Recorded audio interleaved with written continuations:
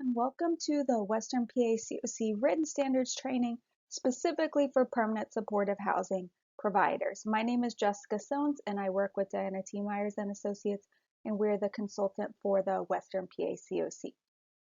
So for those who may not be familiar, each CoC is required by HUD to have a set of written standards that provide guidance for CoC and ESG funded programs related to how you deliver your services. And the standards are an important and hopefully helpful tool to help that all programs are operating in a consistent and coordinated way, and that all programs are compliant with HUD and CoC standards. If you haven't reviewed the written standards document yet, you will find when you look at it that there's different sections. The first section is standards for all project types. This applies to every project type, including PSH. So if you have not checked it out yet, we did a training, DMA did a training on standards for all project types, and also there's a recording available, so please check that out. Then the standards have standards for each project type, so you'll find a section specifically for PSH as well as all the other project types. So if you operate another project type, you can check out that section, and we'll be doing mini trainings for each of the project types. You'll find the appendices, which is in the document. There's a lot of resources that are referenced, so you'll find a lot of helpful resource in the appendices. And lastly, there's the templates document. It is a separate document from the standards, but we hope it will be a very helpful resource. You're not required to use these templates, but they're available as a resource. So if you're starting up a new project or you want to review the documents that you currently use, for example, to document homelessness or to document disability, these templates may be a really helpful resource for you. So let's dive in to the standards for PSH. So we're going to break down this training into separate sections. You'll see things like access, prioritization. So we're going to start with access. So hopefully most of you are familiar that all your referrals have to come through coordinated entry, and you should be following the CoC's order of prioritization and filling vacancies, and we'll get into that in a minute. So who is eligible for PSH?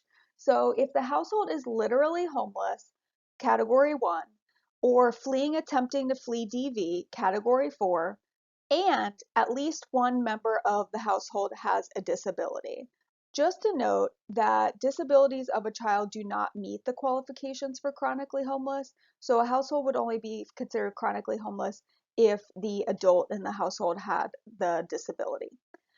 100% of the CoC funded PSH units in the Western PA CoC are chronic dedicated. So what that means is if you have a vacancy in your project, you should be filling it with someone who's chronically homeless. Unless you cannot find anyone who's chronically homeless that is in your geography or wants to live in your geography, then you are able to move on to folks who are not chronic, but you do have to exhaust seeking out anyone who's chronic first, and we'll get into that when we get into prioritization. So chronic homelessness, the definition has evolved over time through HUD. So we want to break it down exactly what chronic homelessness means. So chronic homelessness is defined as the individual or head of household with the disabling condition who has either been continuously homeless for a year or more, meaning they're homeless, sleeping in a place not meant for human habitation, including the streets or shelter, or if they're in an institutional care facility for fewer than 90 days, that is not considered a break in homelessness. That's actually included in the 12-month total, as long as before they went into the institution, they were in a place not meant for human habitation. So that's scenario 1. So someone's been continuously homeless for a year or more. Scenario 2, which is also eligible, is if the person has had 4 episodes of homelessness in the last 3 years, and they're combined to total at least 12 months. And each break in homelessness separating those episodes was at least 7 consecutive nights. So again, when we say episodes of homelessness, we mean folks who were sleeping in a place not meant for human habitation, so they were living on the streets or in shelter. So these are the 2 different scenarios by which someone might be chronic. When someone is enrolled through coordinated entry and assessed, there are questions that are asked that the person self-reports to identify when did their homelessness start, how long have they been consistently homeless, that sort of thing. So those are the questions that actually feed into HMIS to determine whether someone is chronic. And obviously all of that is self-reported. You will have, if a person self-reports that they're chronic, you will have to do documentation to show that they're chronic. There is an example of that in the templates document to show the length of time that someone's been homeless, where they were staying, and things like that.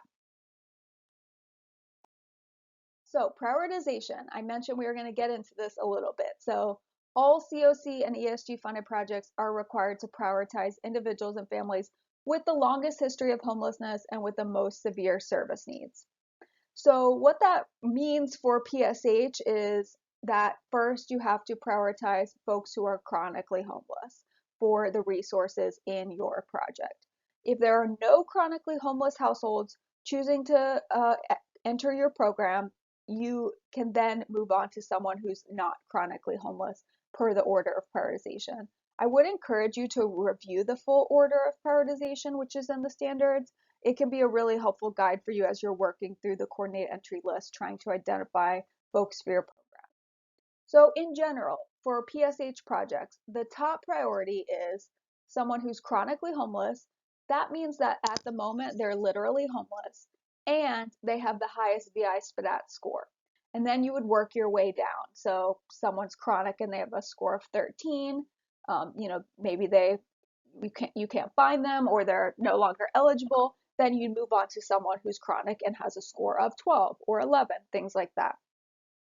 So the next priority, if you've worked through that, is if there are any chronically homeless folks that are seeking a PSH to PSH transfer or rapid to PSH transfer.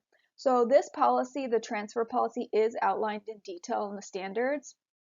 So I'd encourage you to check it out. But if there are folks that needed a transfer and are eligible for a transfer, those would be the next priority if they were chronically homeless when they entered the program. And then after that, the next priority would be folks who are not chronic, but are literally homeless and they have the highest VI-SPDAT score. You can find all of this information in the written standards and even more detailed than that.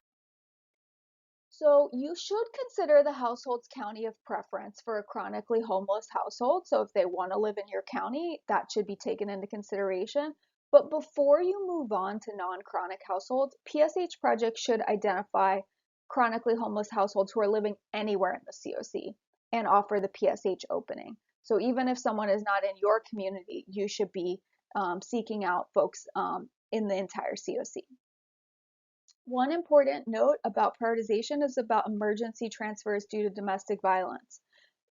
This policy, again, the full policy is, you can find it in the standards, but if an emergency transfer is needed due to domestic violence, within your own program, you should try to offer an alternate unit within your own inventory. So maybe you have another unit they could move into that's in a different location or something like that. However, not every PSH project is set up that way. For example, you may have one building where folks are residing. So if an alternate unit is not available, you should follow the process outlined in the emergency transfer plan, which you can find more info in the standards.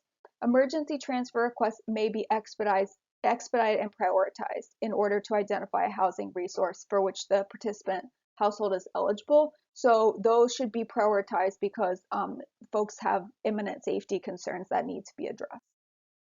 So for PSH, what documentation do you need? So first of all, you would need the documentation of disability. There is a template for that. You can find it in the templates resource that came with the written standards. The second is the documentation of chronic status if that person is chronically homeless. There are other requirements around documentation, as I'm sure you know. So please check out the documentation for all project types section in the written standards to check out the documentation requirements that apply across the board to all programs. For example, documenting income, that sort of thing. So how long can someone be served in PSH and what's the level of support? So you should be assessing households at least annually to determine whether they still need the PSH resources. So obviously PSH is permanent supportive housing, but there are scenarios where folks may be ready to move on from your program. So if an exit is feasible, if someone is ready to move on from PSH. They don't need the intensive supports anymore. They need a more flexible sort of living environment. You should support this transition, including identifying alternate housing and connection to community supports. And you're encouraged to assist participants in signing up for all appropriate subsidized housing. In the written standards, there's more information about kind of supporting folks to move on. So I would encourage you to check out that information. It talks about like when a move on may be appropriate, that sort of thing. So when you're determining the amount of assistance, if you have a rental assistance project, the rent contribution from the client or the maximum occupancy charge is the highest of the following. So calculating each of the following and then taking the highest. So 30% of the family's monthly adjusted income, or 10% of the family's monthly gross income, or if the family is receiving welfare assistance payments from a public agency and a part of that payment is specifically designated to meet the family's housing costs, then you would look at the portion of the payments that's designated for those housing costs. So again, taking the highest of those three. If you provide PSH using funds other than rental assistance, so leasing or occupancy, leasing or operations, the occupancy charge is optional and it can be lower, but not higher than that maximum occupancy charge that I just walked through on the previous slide. So it's optional and it can be lower. If an assisted unit is vacated before the expiration of the lease, so if someone leaves the program or leaves their unit and the lease is not up, you can pay no more than 30 days from the end of the month in which the unit was vacated. So some standards that specifically apply to PSH: households must have a lease for at least 1 year, which is automatically renewable for a term of at least 1 month, and only terminable for cause, meaning there has to be a legitimate cause to terminate the lease. Scattered site projects, so you're working with units in the community, should be engaging landlords, helping identify units, facilitating move-in, and ensuring participants' ongoing success in housing. That is part of the role of the PSH project. And PSH clients should be terminated only in the most severe cases. HUD is very clear about this in the CoC interim rule, that PSH clients should be terminated only in the most severe cases. In the written standards document, you'll find a section specifically around termination. When is a termination appropriate? What are the procedures you need to go through around termination? So please check that out if you're not familiar with that, because HUD does have some pretty specific requirements around termination and how you document it. So for case management for PSH, supportive services must be made available to participants, but they may not be required for continued eligibility. So you should be offering the supports, encouraging the supports, but you cannot require them and say, if you don't participate this, then you're going to be terminated. You should be offering monthly case management meetings with more as needed. Someone may particularly need more at the beginning of their time in the program, and their needs may taper off over time.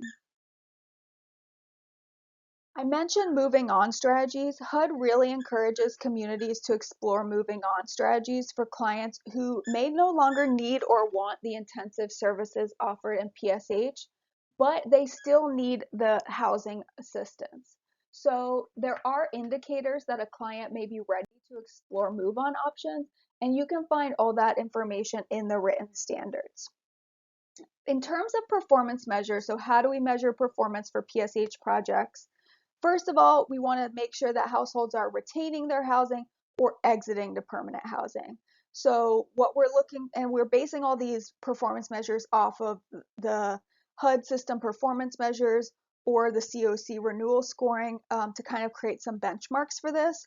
So we're looking to see that at least 95% of households are retaining their housing or exiting to permanent housing. Clients will increase their income through either employment or benefits. We're looking to see that at least 40% of folks are increasing their income. Clients linked to mainstream benefits, so whether this be food stamps, WIC, whatever it is that folks are eligible for, that at least 70% of households are linked to those. And we're looking to see that clients are not returning to homelessness within 2 years if they exited to permanent housing. So that's the quick overview of PSH standards. Again, there's a lot of other things to take a look at in the standards for all projects, but those are the PSH specific areas we wanted to cover. So what are the next steps?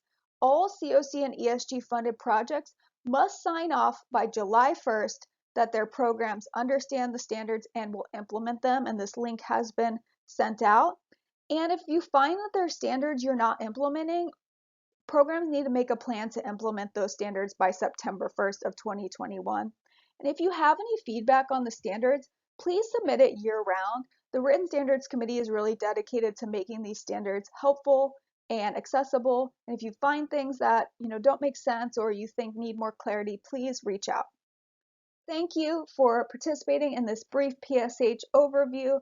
And if you have any questions, please feel free to email westerncoc@pennsylvaniacoc.org. Thank you.